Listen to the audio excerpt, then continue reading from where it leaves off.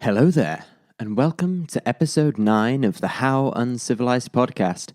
Things were a bit murky in previous episodes, but now we're going full-on dark side, discussing Director Krennic as well as the ever-so-evil Empire. As you can probably tell, there's a lot to talk about, so be prepared for 2 bumper episodes packed with more information than is really necessary. Maybe find a comfier chair than normal, but as always, sit back and enjoy.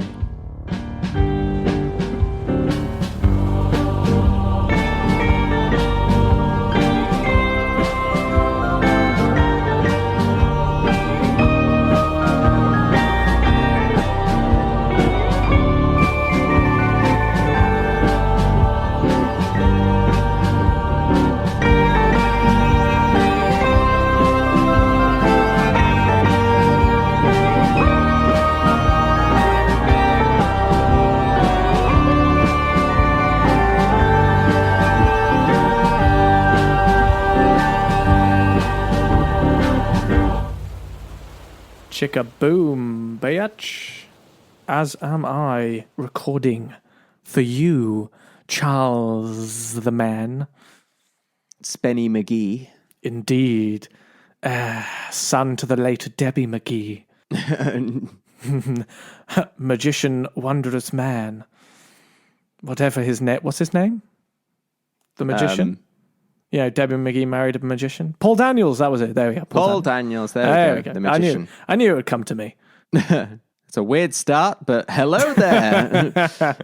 Hello there, and welcome to another episode of the How Uncivilized Podcast. Yes. Here we are. Yes.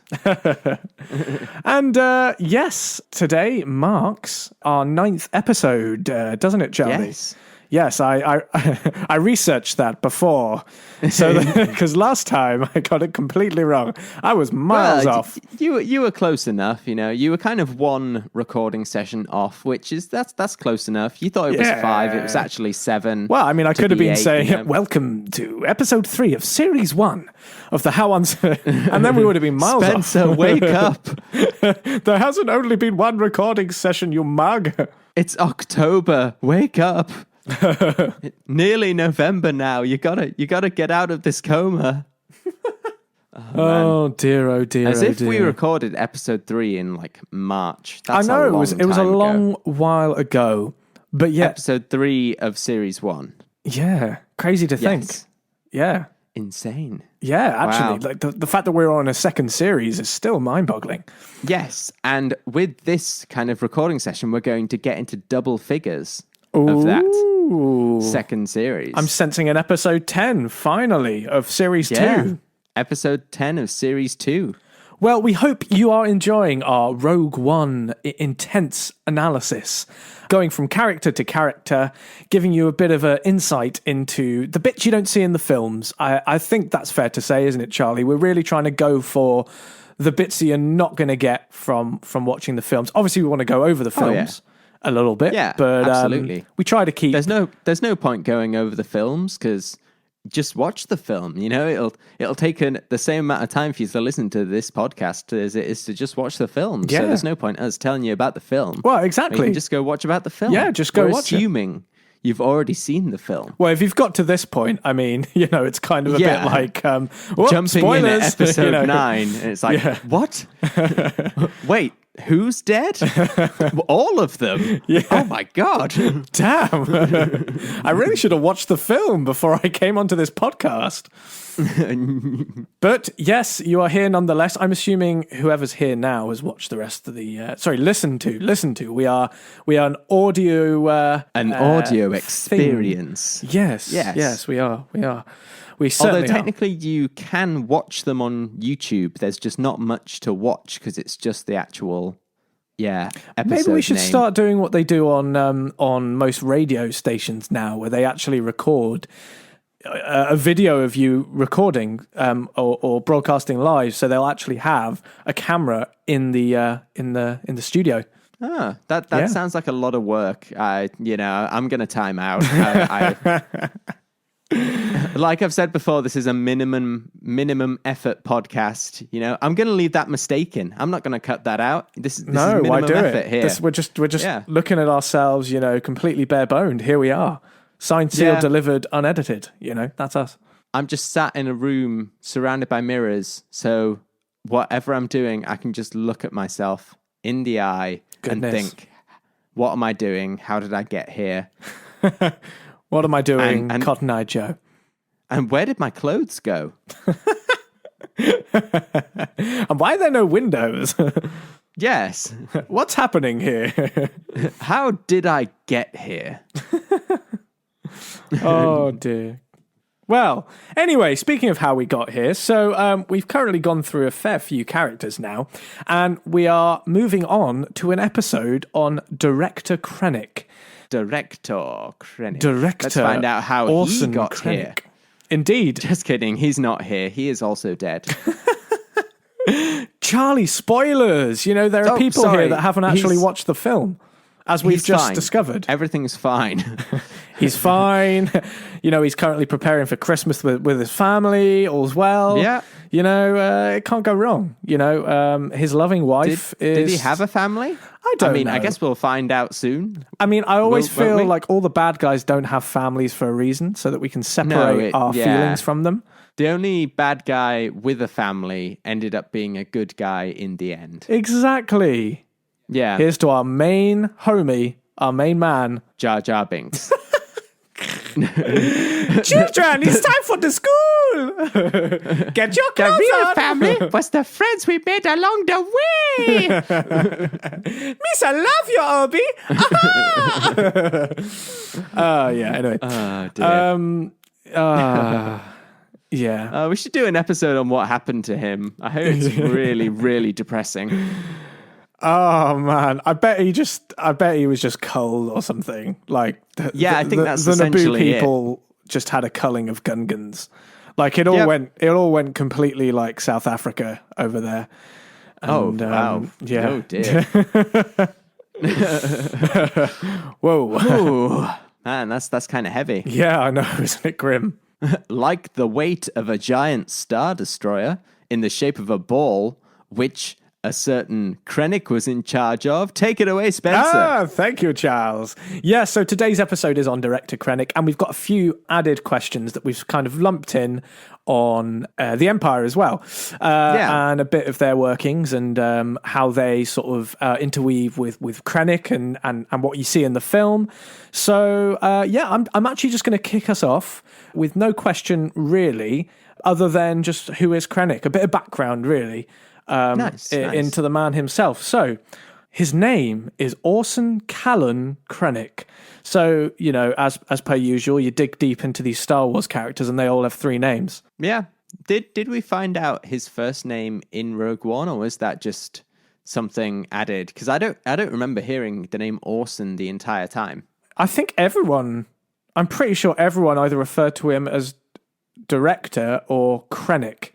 Or Director Krennic, obviously. But I don't think anyone refers to him. Or a combination of the two. Or a combination of the two. Yeah, or Krennic Director. What's a Krennic Director? It sounds like sounds like Mark in Peep Show, you know. He's a Krennic Director. Anyway. It's not a good thing, whatever it is. Yeah, no, it can't be good. That is certainly for sure. But yeah, I don't think I actually heard anyone name him as Orson. I know for sure no one called him Orson Callan Krennic. No. I think I would have picked up on that triage of namering. But yeah, so Orson Callan Krennic, born in 51 BBY, which I'm not going to explain. Wait, what? BBY? I only know that from every episode so far. Oh, well then that's good. Well, with that in mind, I better explain it. So BBY stands for Big Blonde Yobbos. Oh, nice. So 51, he was born in 51 Big Blonde Yobbos. And what a life he led, you know. It was, and it was only up from there. Yeah, for him, definitely. I mean, you know, what other way can you go? And he was born on Lexrul, which was a heavily industrialized planet in the mid-rim. I'm now starting to assume that the inner rim is like the south, if we're comparing it to the UK. The mid-rim, obviously the mid-rim. Okay, mid-rims. be careful with this analogy because we're on opposite ends of this, so this could go either way. How is it there on the outer rim, Charlie? Spacious, not going to lie. There's a lot more to explore. You've got a lot more there, like you're more likely to, find a Viking grave than I am. I'm just imagining, is there like a huge debate going on throughout the galaxy of where like the outer, inner and mid-rim actually start? Do you know what? Is there a debate about whether the mid-rim actually exists? Oh. Do you know what? I'd like to think there is something of that nature going on. I'd be very disappointed to find that there wasn't anything like that going on. No. I'd like to think that these worlds have some sort of similar comparisons. Yeah, you would think so. I mean, if we were to look at it on the world stage, the mid-rim would be, I assume, like Africa and a few other places. And then the outer rim would be, I don't know. Well, maybe not that way, actually. Maybe I'm not going to overthink this one. It doesn't quite work in terms of the comparing to like the world, because like the geography of the world is kind of split across. It's a bit awkward, isn't places. Yeah. Whereas with Star Wars, it seems to be that inner rim, most developed places, outer rim, least developed places. It's actually just a map of wealth. Well, exactly. It gets drawn inwards. Yeah. Yeah. So let's get on to that then. Shall we do an episode on trickle-down economics I think we should. In the galactic universe? Well, trumped up, trickle-down. No, you don't understand. If Coruscant becomes more wealthy, people on, Jeddah will really appreciate that. Yeah, exactly. Don't you understand? Yeah. If Coruscant's economy is booming, then anyone there on the outer rim... let's say, what was it, Onderon? They're gonna really feel it. They would really appreciate that. Oh dear! Oh no! It's back. I'm back, baby. Ready, aim, and fire! So yeah, back to Krennic. That pause is way too long. I can't get over that. I'm sure in the film it makes complete sense, and like the suspense is building, but there it just feels like he could just say fire. That's the recurring theme of the soundboard. It's just got far too long pauses in it. It does, and I don't know why. But also on the subject of ready, aim, fire. That only applies to like people who, they have guns, right? They have guns. So you ready the gun, you aim through the sight, and then you fire. These engineers are not stupid enough not to bother aiming it to something. They've already talked about earlier on firing it onto the the moon of Jeddah. They're not going to just suddenly go, oh, well, he didn't say ready or aim. So wait. I'm not ready. I'm not first ready. Of all, I'm not ready. And second of all, I've just pinged this laser. Whoops, it hit Coruscant instead because you didn't say aim. These people are really well-paid engineers, I'd imagine. And that's not how the Death Star works. I imagine he had already said, right, let's blow up the moon of Jeddah, at which point the engineers had already readied and aimed. All they he needed to say was fire. And then on top of that, he's adding these ridiculous pauses, and they're just there going, well, he's at it again. He's just adding a bit of drama to his job. You know what? I'm glad Grand Moff Tarkin overtook the scheme from him, because when he ordered them to fire, he just said, you may fire when ready. Exactly. He nailed it. Exactly. Because he already knew that these really, really well-trained engineers would already have fucking aimed. They would have aimed. He just said, you may fire when ready, because he knows he can delegate. He's not a control freak like Krennic.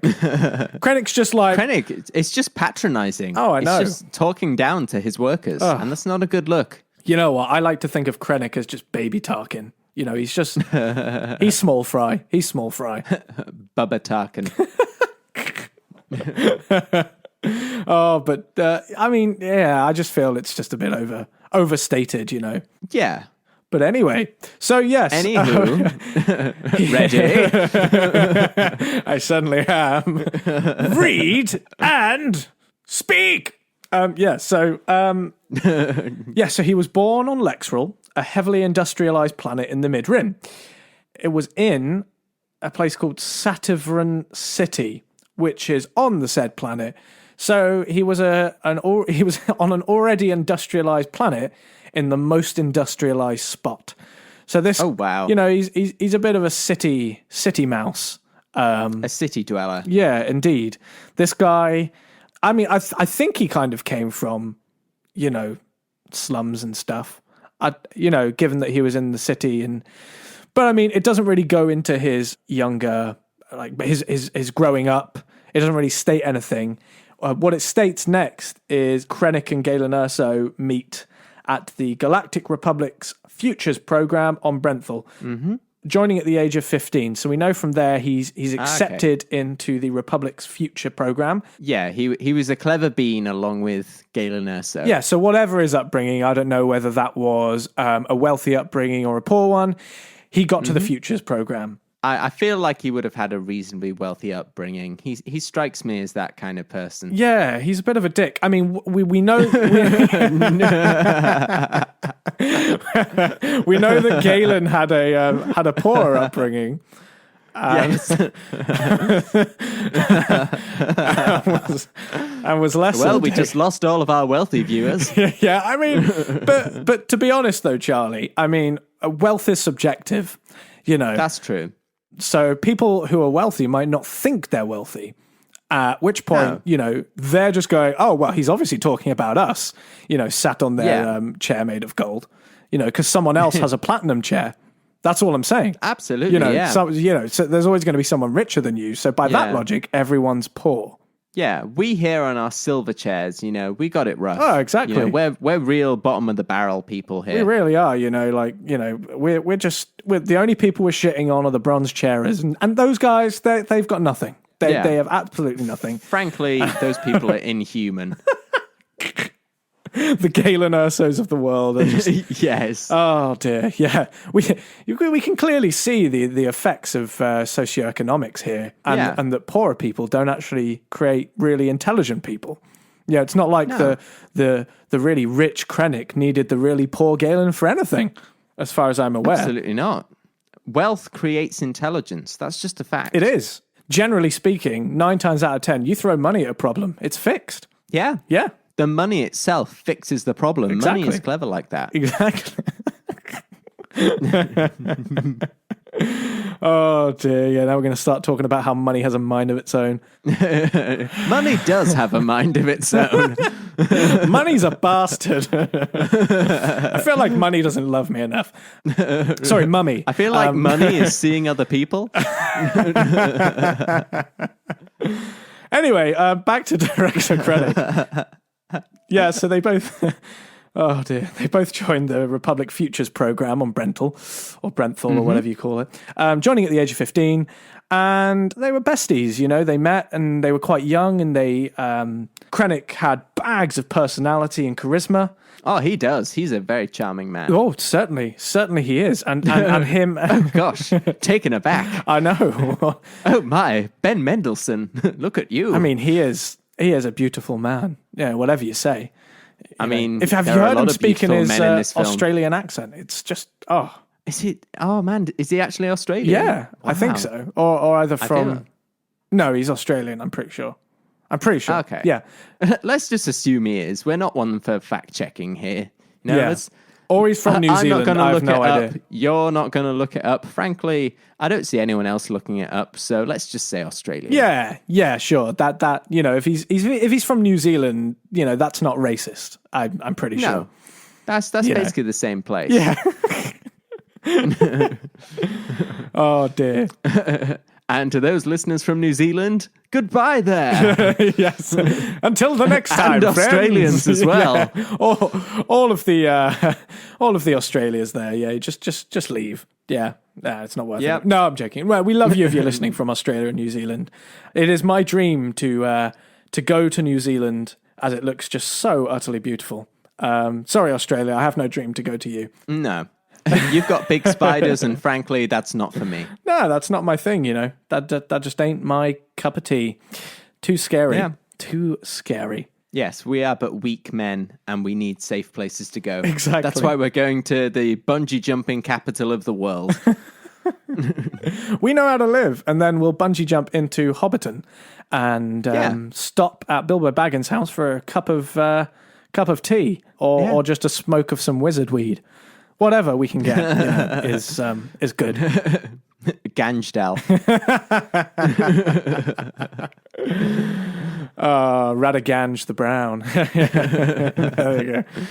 Radaganj the green, more like. I mean, Woo. Do you know if there was a green wizard, that would have been hilarious. Yeah, I mean, there isn't. You know, Tolkien was clever enough to not make a green wizard. He was like...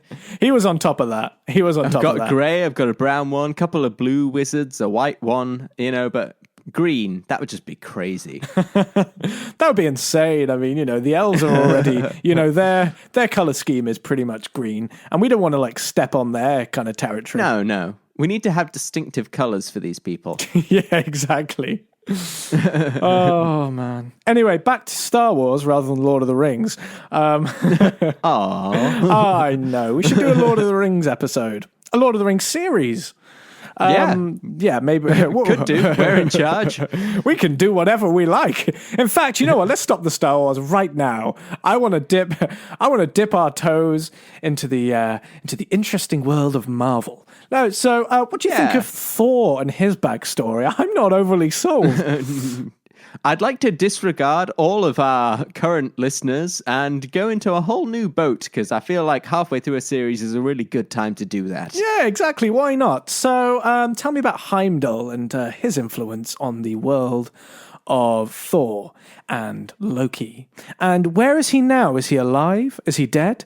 Is he up? Is he down? Is he left? Is he right? I mean, these questions... He's dead because he's got to be James Bond now. That's a well-known fact. Oh, yeah, of course. Yeah.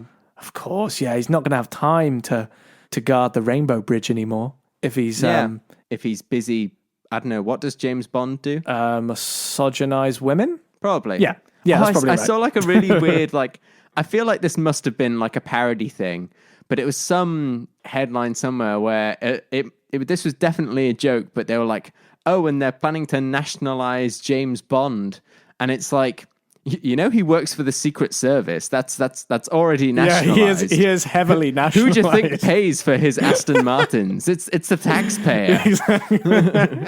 We're watching those films going, oh, this is so cool. But equally at the same time, our council tax has gone up. I'm wondering whether, you know... Anyway... Yeah, so Krennic had bags of personality and charisma, and him and Galen Erso became very close friends, and they had quite a partnership. You know, Galen would flooze and smooze all the people that they needed to, and Galen would do some interesting sciencey majoggy. And it was just the perfect relationship. Krennic would butter them up, and Galen would... Butter them down. Hello. Butter them down. Hello. Hey, come here. I've got a lump of butter, and I'm ready to go. Here we go. Let's get some sage on that. Yes. I don't even know if butter and sage is a good mix. I don't know. Who knows? I know butter and thyme is a good mix. You know, if you've got time to butter... yeah, I was going to say, give me a chunk of butter and loads of thyme, you know, magic will happen. Anyway, I've barely got past this bullet point in the last 10 minutes, it feels I know. Considering how much we've got to get through this We have episode, a lot to get through. We should probably stick on track. So much to crank through. Yeah, so this is a Star Wars podcast, and just to reiterate in our own minds, and the minds of the listener, in case you've wondered whether this is some kind of just random talk podcast where we just turn up after 3 beers down and just chat some shit. I'd just like to confirm, yes, we are 3 beers down, but we're trying our best not to chat shit. So this show is well researched, but after as many beers as we've had between us, I can't remember any of it, and I feel like that's not really our fault. Yeah, I mean, if anything, you know, I think it's definitely the fault just everyone else. Yeah. I mean, it's not my fault. I don't even want to be here. Yeah. I don't want to be part of this. I've got stuff to It's do. your fault for wanting to listen to this. I've got my sourdough the starter listener. coming to room temperature. I've got bread to bake. Oh, very nice. Anyway, yeah, so Krennic then basically parted ways from Galen Erso and rose through the ranks at the Republic Corps of Engineers. So this guy was already from the Futures program, so I'm assuming he could sort of fast track himself up the Republic Corps of Engineers. And he rose to the rank of Lieutenant Commander in the Engineer Corps, running big-scale operations across multiple planets. He was heavily involved in various government programs through the Republic Corps of Engineers. That was actually how he was able to get Galen Erso a professorship at one of the local universities because of his sort of involvement in government programs and his sway. So actually, there was before this, there was something that happened which was quite interesting. He was working as a waitress in a cocktail bar. No, there we go. Nice. I was going to say, if you don't do it, I'm going to do it. No. Oh dear. In all seriousness, no. He was working on some kind of. Yeah, that much is true. He was working somewhere in some kind of mining facility, and I think he somehow there was an explosion that happened. A mysterious explosion. Yeah, but sometimes things just blow up, and it's no one's fault. Yeah, and he was able to. I think he was able to blame, even though it was him that did the blowing up, he blamed it on the boogie. Yeah, on the boogie. Yeah, and I mean, he didn't blame it on the sunshine or the good times. Just. I mean, all the moonlight. Yeah, well, exactly. Yeah. He blamed it on the boogie. I mean, it was clear. Yeah. It's clear as day. Clearly the boogie. So yeah, he. Oh, what was I saying? I can't even remember now. I'm completely thrown off. But yeah, no, he blamed the mining disaster on. Yeah, and then we got distracted. Yes, so we did. Songs. No, he blamed it on. I think rebels. Those dratted rebels. But then he basically went to his superior and said, "Hey, look, this has happened, but in order to make sure that the press don't get hold of this and see that we're fucking up this big program that we're doing, you need to promote me so that it seems that the whole thing's going well." And he actually asked for the position of Rear Admiral. Oh, wow. Yeah, he was going in there hard, but he actually only came out with Commander. So he went from Lieutenant Commander to Commander. Okay, yeah. Yeah, so the dude was ballsy, give him that. I mean, yeah, that's a bold move of I could fix this. Okay, fix it then. I could fix it if I were a commander. Yeah, exactly. That's such a shady move. It's basically withholding something in order to get an actual response. I mean, the guy was a serial manipulator. He knew how to play people.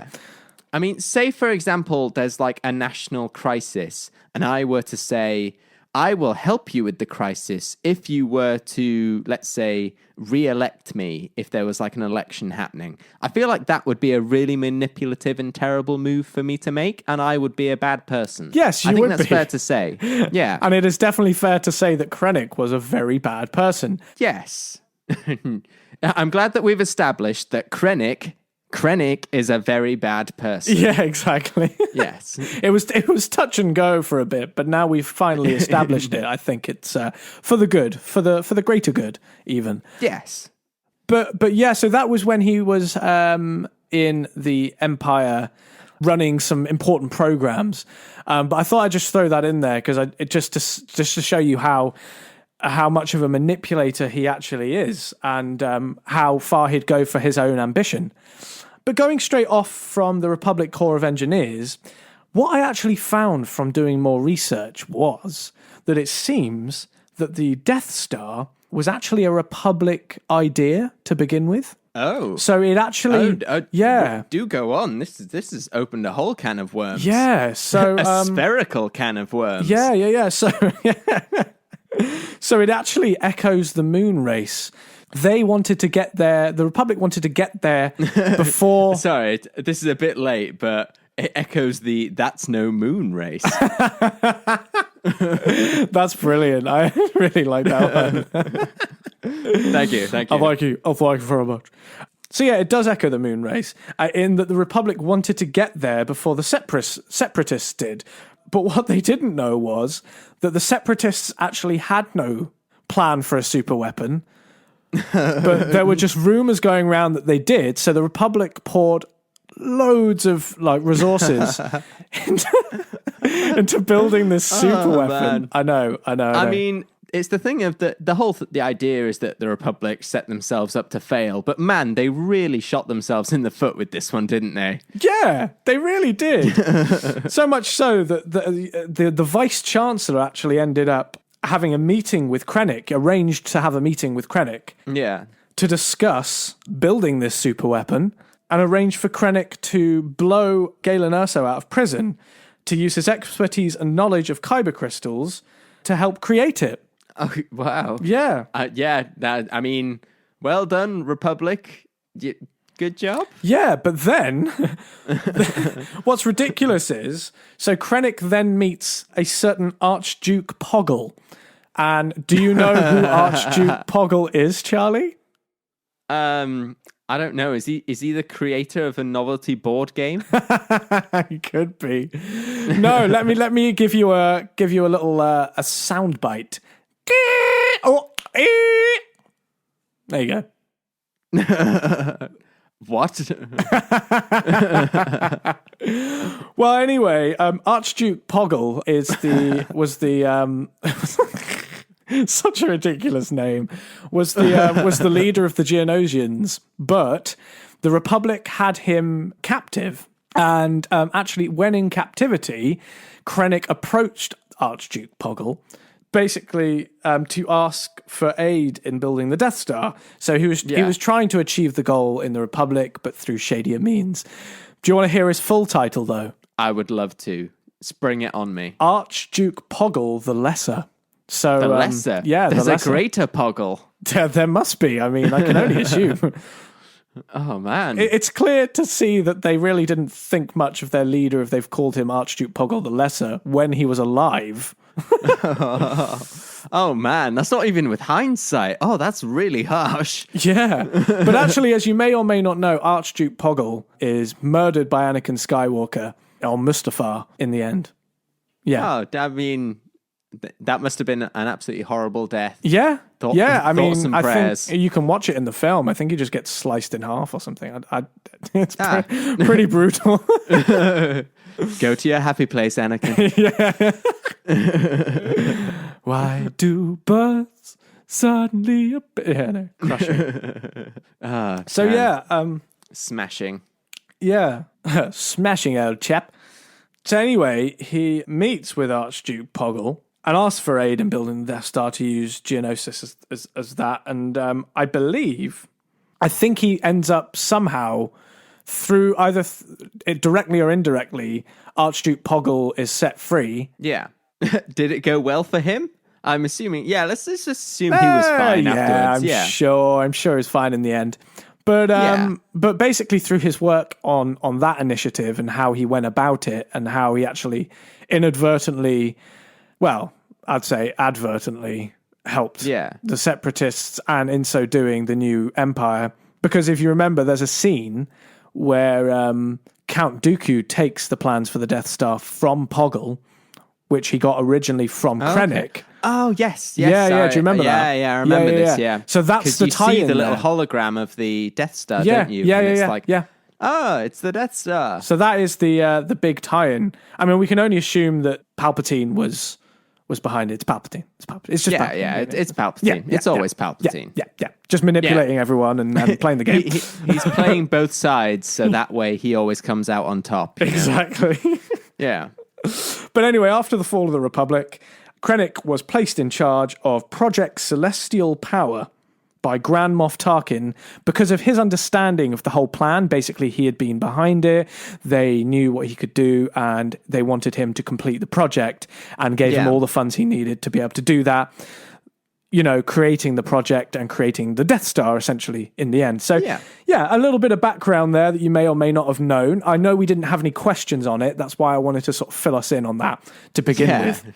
Fill in the majority of this episode on none of the questions we've actually asked each other.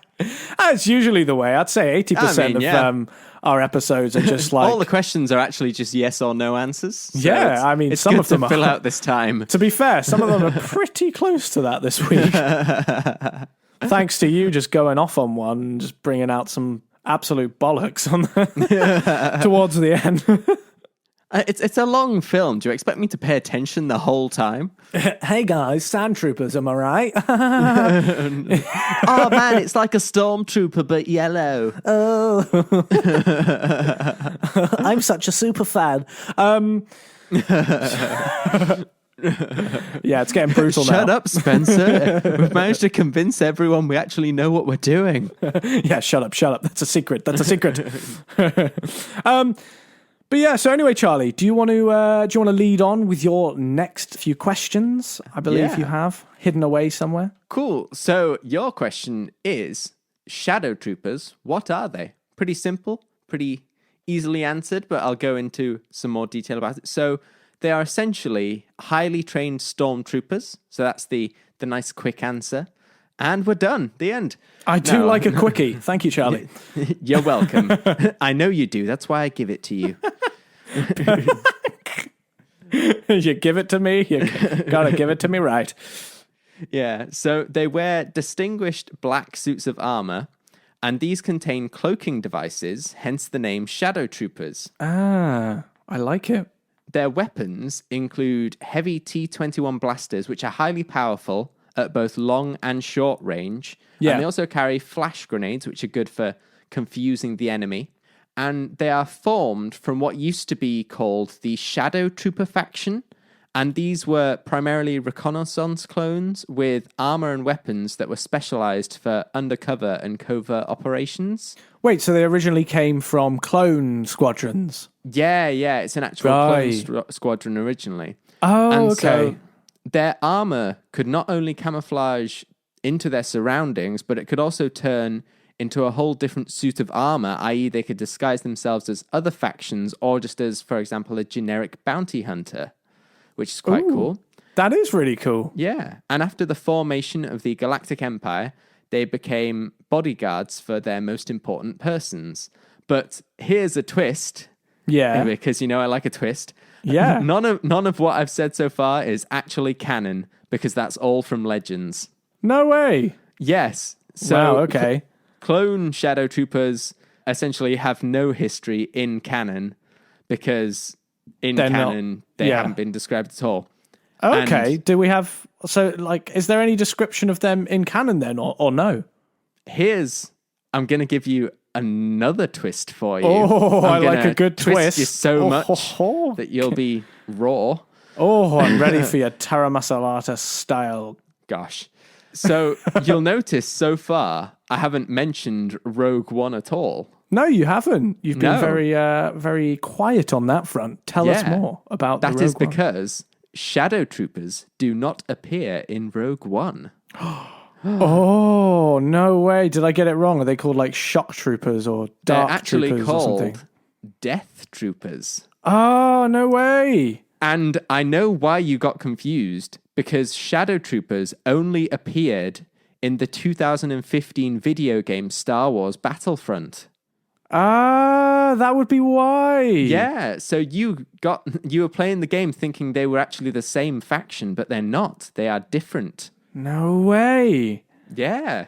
Damn, you've been played this whole time. I've been completely played. They like to add their factions, don't they? I mean... Yeah, as far as I can tell, that's literally the only appearance of Shadow Troopers in canon is in Star Wars Battlefront. No way.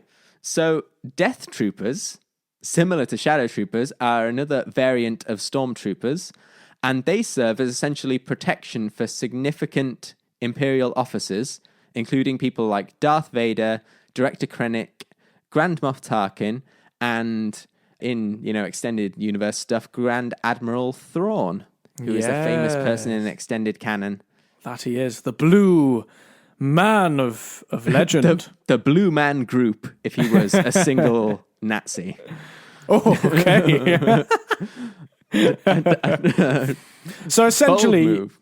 they're very bold indeed. So essentially, these Death Troopers were just really well-trained bodyguards. Yeah. So they were equipped with new and improved, in quotes, because that's actually how it's described. I mean, the armor is terrible anyway, so it's not hard to improve it. You know, just make it black and they can't see you at night. I guess that's an improvement. So, new and improved stormtrooper armor and weapons, which include built-in sensors and targeting systems that give them a detailed picture of their surroundings and of enemy positions. So, like thermal or something. Yeah. Thermal imagery style. So Thermal imagery, mapping of surroundings, that kind of stuff, which helps them. I imagine it's the kind of thing where they see a kind of, you know, like how Iron Man can add like layers on top of his surroundings, like an augmented reality type thing. Yeah. It would be the same with them, as they could see their surroundings and they could see if people were like hiding around corners and stuff using thermal imaging and such and such. Yeah, so they're actually very, very annoyingly good at their job, which is rare for stormtroopers. Yeah, very, very rare. Yeah. Do you know, like, I don't think I've ever seen them with Darth Vader. I mean, if they're supposed to protect Darth Vader, did we see them in Rogue One protecting Darth Vader at all? No, this is purely a canon appearance, because if you think about it, the first time they actually appear on screen is in Rogue One. So it's only in hindsight and in extended universe that they've been added as bodyguards of like. I know. But if we're being really picky, they were here the whole time. They were actually just round the corner. They were just hidden behind that door on the on Darth Vader's ship. Yes, they were just round the corner. In fact, they just had cloaking devices, which meant they were there all the time. Yes, but they actually never. They've been cloaked seen. for 40 years. For 40 years. So one thing I found, which I thought was interesting, was their helmets also include a voice scrambler that lets them speak with end-to-end encryption. And this also explains why for ages I thought they were actually robots, because of course you can't hear what they're saying. They just go, yeah. Essentially, yeah, it's end-to-end encrypted so that only other people wearing helmets can understand what they're saying, which is that is just very awesome. Good, very useful. Doesn't that mean, though, hold the line, but doesn't that mean that Director Krennic doesn't actually understand them? Because he's not wearing a helmet. I don't know, maybe he speaks encryption, you know. He's a clever bean. He's very he's very clever. Now, I can't tell if that's northern or southern dialect here, but I think what he's saying is, I need a drink. God, I'm awfully parched in this helmet. Any chance of some water, good sir? Black was the wrong choice on a Caribbean planet. Do you know what would be amazing to do, right? Just, like all the scrambled bits of speech. Go through that film and just edit out the scrambled bits of speech and actually add in like random bits of speech. So just like he walks in and just goes, fancy a croissant? Something like that. It's like, have you seen on YouTube? It's it's Lord of the Rings, back to Lord of the Rings again, but Uruk-hai with normal voices. It's really funny. Yeah, I have seen that. It's great. It's basically just them being like, we haven't had nothing but maggoty bread for 3 stinking days. Yeah, I've definitely seen that. That is a good video. It's good. Yeah, there's a couple. They're very good. They're very clever. Yeah. So they carried a variety of weapons, which would range from light repeating blasters through to heavy rifles and even rocket launchers.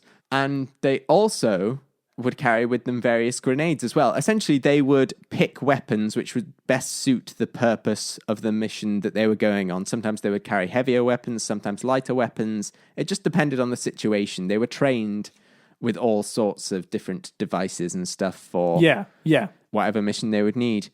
So, some history about the Death Troopers. they were actually named by Emperor Palpatine himself. Of course they were.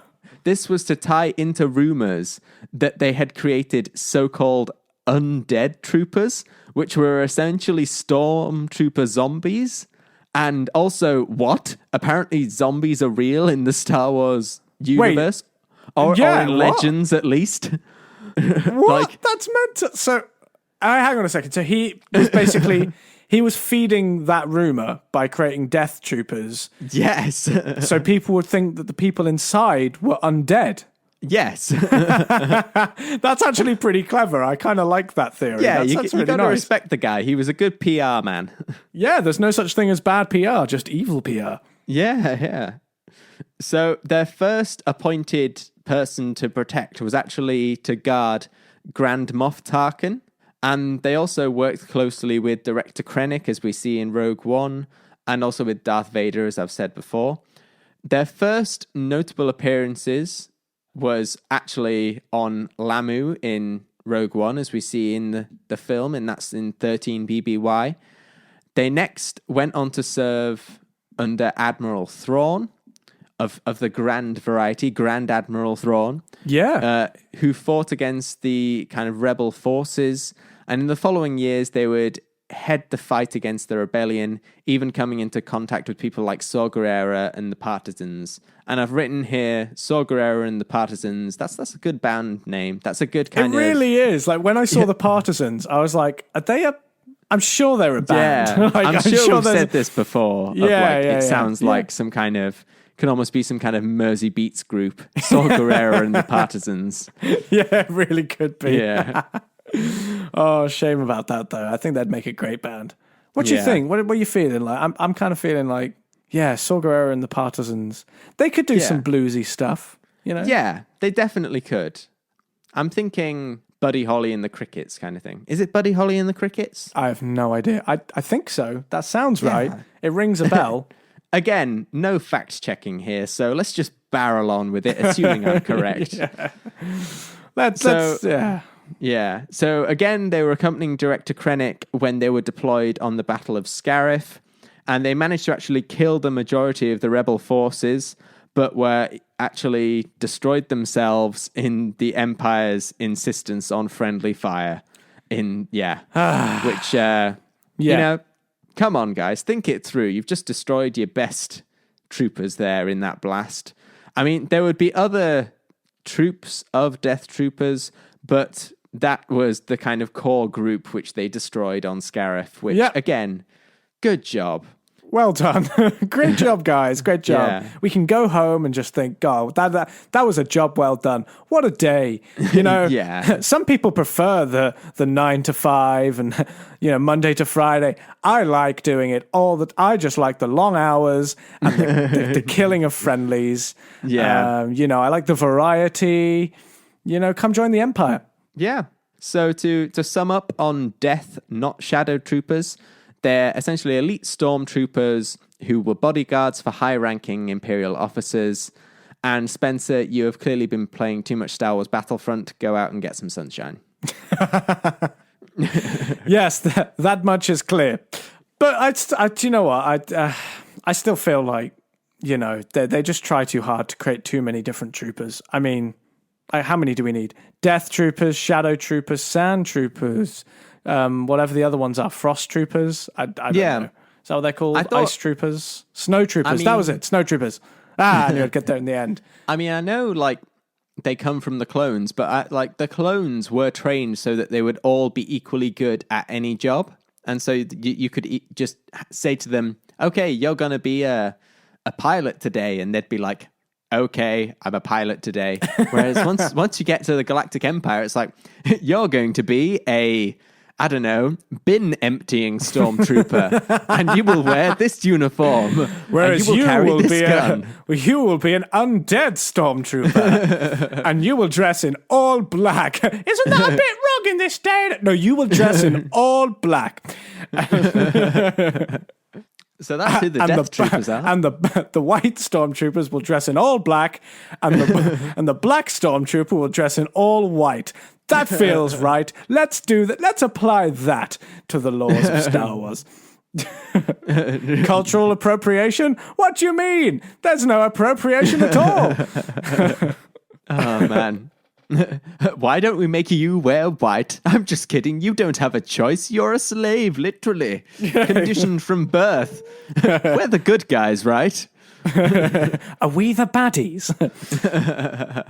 It is definitely we are definitely the baddies situation. Like, at some point, at some time, someone had to look at themselves and think, yep, what we're doing is definitely wrong. Yeah, we are definitely the evil people. There's no two ways about it. I mean, you've got to be incredibly deluded at that point to see yourself as some kind of like savior when all you're doing is wanting to kill people left, right, and center. I mean, Yeah. unless you're Clearly yeah. a maniac's way of thinking. I mean, it's not even a Thanos way of thinking. You know, it's just killing people for killing people's sake. It's weird how that like when Thanos sees the future, how he just drops all his principles and decides to just kill everyone. Yep. I mean, Well, I've worked for this thing my entire life. I'm just going to kill everyone now. yeah, no, I'm done. That's me. That's time. I'm clocking out, guys. I'm clocking out. I'm going home. I'm working on my farm. That's that. The weird thing in Endgame was that he was a less developed character in like the second appearance. Yeah, he was just... Because he was just a younger character. And I mean, it was cool, the idea that they just killed him off. I did enjoy that, but it did mean that later in the film it suffered because they were all fighting this guy who spent the whole time being like, I don't know who any of you are, and I don't know why you're mad at me. Yeah, exactly. Like, it just it was a bit... Yeah, well, I mean, it's divisive, isn't it? Let's say that. I mean, it's not divisive. I still like the movie. Well, yeah, I mean, so do I. I love the movie, but, you know, it's just a bit of a clusterfuck. I mean, in a good way. Yeah, I mean, you know, you can have good clusterfucks and bad clusterfucks. Yeah. Just got to make sure... Words to live by. Yeah, just got to make sure that, you know, in order to get a good clusterfuck, you got to make sure that every fuck lands, you know. You got to make sure, you know, as you go through, that each and every fuck has its place. Yeah. And we're here to announce we will be selling T-shirts with that written on. Remember, guys, each and every fuck has its place. So, yes. Yeah. Now, next up, what you got for us, Spencer? What's your next thing? This be my first question from you, Charlie, was... Oh, wow. We're an hour in and it's just the first question from me. I know. This is going to... Yeah, sorry, guys, that this I assume this episode's going to be one of our longest. I mean, come on. This is like, you know, this is episode 9. You know already that we're not concise. Exactly. Come on. Get with the we're program. on episode 9 talking about one film. Yeah, we have no like upper limits or lower limits. Yeah. You know, the next one could just be 5 minutes long. You don't know. So yeah, Charlie, the first question you gave me was, I now get Kylo Ren vibes from Director Krennic's ship. Are they in fact similar? Well, Spencer, are they? Well, interestingly enough, let me tell you about Krennic's ship. So, oh man, the suspense. I know. I thought you were just going to say yes or no, but you've left me on the line. Well, I like to build it up. You know, I like to add some tasty stuff to it. Krennic's ship was the ST-149 and was a Delta class T-3C shuttle. Wow, really rolls off the tongue. Oh, it does. It really does. So the shuttle was manufactured by the Sienna Fleet Systems, who were Starship, arms, and drive dealers. Yep, so they were these big sort of weapon manufacturers, as well as sort of arms and other such things. Yeah. They actually made the TIE or the TIE line of ships. Okay. So they were the one. Yeah, I guess someone had to make them. Exactly. They actually the ship was originally designed for use by the Republic. Yeah. They ordered these ships to be built. So they created these ships, and this was the product line of the Abbasidarian line or something. Again, really rolls off the tongue. Yeah, it really does. And basically, in their laboratories, or whatever, the engineering bits, they were designing these ships. And obviously the Empire came in and they basically just usurped the ideas and just said, yeah, we're just going to continue the program. Yeah, I mean, that's fair. If it ain't broke, don't fix it. Yeah, exactly. So Krennic chose the ship because of its unusual geometry. And also, this ship's a weird shape. I think I'm going to fly it everywhere. Why the hell not? It's like going and buying a bike because you like the color. It's like, that's not important. Yeah, exactly. It makes no sense. But yeah, so these ships were sort of, I don't know what they call them, but it's kind of like butterfly wing style ships. And he kind of liked that, the fact that they were sharp, that they had these weird wings. Sorry, it's just the fact that he likes the geometry. I like this ship because it's pointy. Yeah, but it says being an architect, he had an interest in it. So he was like, I like this ship because I'm really into geometry, because I'm an architect. And as an architect, I like sharp, pointy things. Yes. But interestingly enough, the captain of the ship, by the way, there was a captain in his ship, nicknamed it Pterodon, as in, like the start of pterodactyl. Oh, it was Pterodon. So yeah, it was nicknamed Pterodon, and it was, as I said, of the Sienna Fleet Systems. And so we move on to the next, as far as we know, the next known installment of this ship. Yeah. And it was Darth Vader's ship, and that was the ST-321, and it was a Lambda class T-4A shuttle. Okay. And obviously this shuttle was also manufactured by the Sienna Fleet Systems. Yeah. Wow, Sienna Fleet Systems really made bank with this whole Empire business. They damn well did. Man, that's depressing. Exactly. So this was a T-4A shuttle, whereas the other one was a T-3C shuttle. So I'm assuming it only goes to C in the line. So once it's done C, it goes from 3C to 4A. And so Darth Vader's ship was the next one. So now we move on to Kylo Ren. Aha. His shuttle was created by Sienna Fleet Systems, who are now called, in this time, Sienna Jameis Fleet Systems. Oh, no. Yeah. They incorporated another business. Yeah, I think they just... Did someone say oligopoly? If you don't know what that is, look it up. It's terrifying. It's awful. Don't do it. Think better of yourself. Yes. Hello, Disney overlords.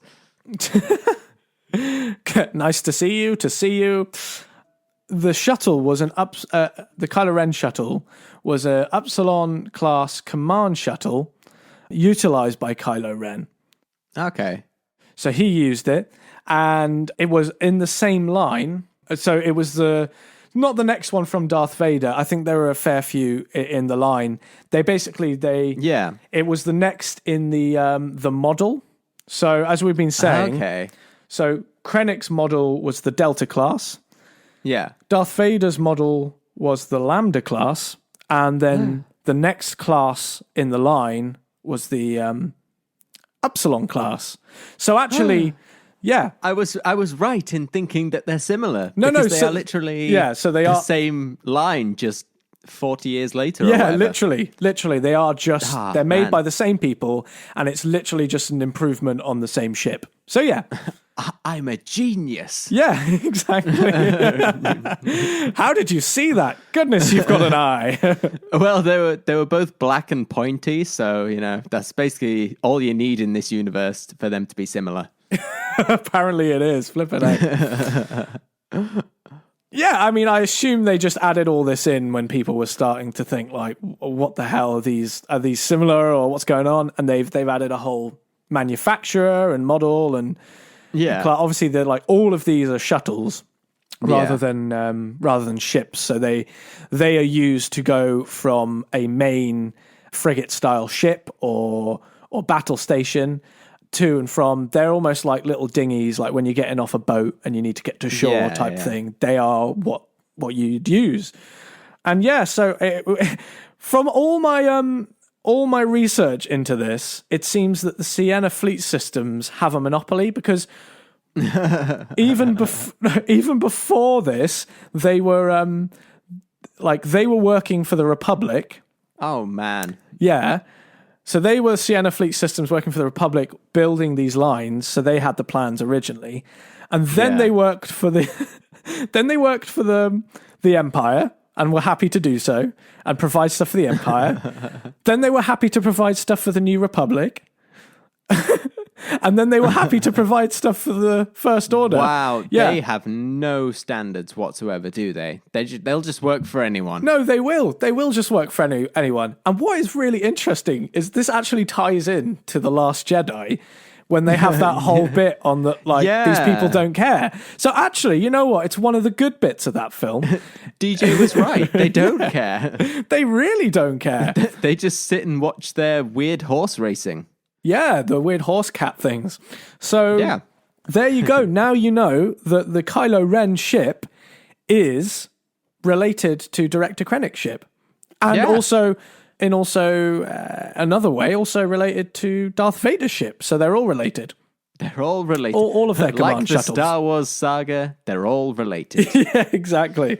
They just can't help themselves but make it really simple. There can't be any competition in this universe. This Sienna Fleet Systems literally has a monopoly on the whole universe for building ships, arms, and also they make the hyperdrives for all the ships basically. So they literally do everything. They just make all the hyperdrives for every which ship is, I imagine, why they have to work with whoever's in power. Yeah, I guess so. Or whoever's in power has to... Maybe whoever's in power is secretly in the pocket of this company. It could be that the real evil people in this whole thing is Sienna Fleet Systems. If Sienna Fleet Systems want something done... What are they going to do to stop them? Walk there? There's no other way to see them. It's mind-boggling. It truly is. Oh dear. Oh man. Well, that's terrifying. But so yes, they're all similar. That's a glimpse into the Star Wars universe as a whole. Yeah, exactly. It really does shine a light on the corruption and the lobbying. Yeah, man, that's terrible. Yeah, awful. It is awful, isn't it? Just. Well, anyway, after that... What are you going to do, yeah, exactly. Sailor you win some, you lose some. Was a hard business. Thanks for listening to episode 9 from our second series here at How Uncivilized. We hope you have enjoyed our juicy Krennic facts. Join us in episode 10, where we get even more analytical, and we finish Krennic off. Coming next week. You can follow us on our social medias, which include Facebook, Twitter, and Reddit. If you'd like to hear more from us, we have a playthrough of LEGO Star Wars on YouTube. The How Uncivilized Podcast was created, produced, and edited by Charlie Shadow Trooper Feasby and Spencer Zombie Trooper Lawrence.